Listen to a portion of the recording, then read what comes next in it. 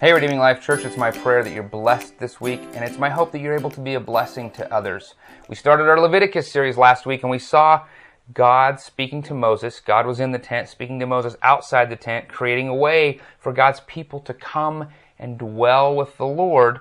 And so in 5 chapters and some change, we saw this elaborate system of 5 offerings that had to be arranged in such a way, and they had to be perfect, and they were a substitute for mankind. And now God is shifting gears, and he's saying it's time we address these priests, the ones that would help the rest of the community to encounter and come close to God. And so now he's going to give some elaborate instructions for the priests. And that's what we're going to look at this week. We will be dealing with Leviticus chapter 6, verses 8 through all of chapter 7. So I want to encourage you to be reading that and taking a look. I think what you're going to see in these elaborate instructions is it was detailed and it was complicated, but the beauty of it is Jesus, in what he did on the cross, in his death, burial, and resurrection, is our high priest, our perfect high priest. And he made it so that we do not need an intermediary between us and God. We don't need this person outside the tent of meeting to help us to encounter God in some way. That's not a requirement anymore. We can go straight into the throne room.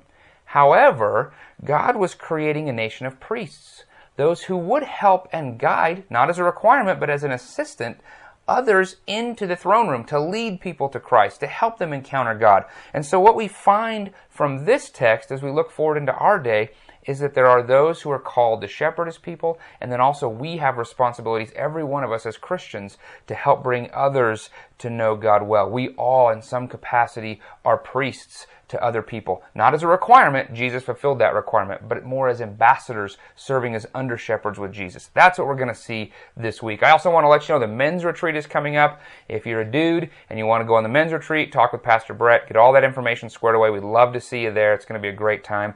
And please be praying for Lisa and I. We are traveling to Nashville to visit one of our fantastic partner churches, Forest Hills Baptist Church. We're excited. They're doing a missions and evangelism conference, and we're going to be a part of that.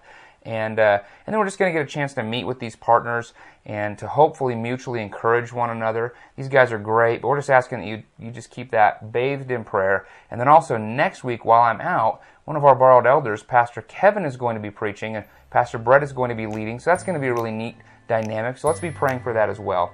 I look forward to walking through this text with you on Sunday. We'll see you there.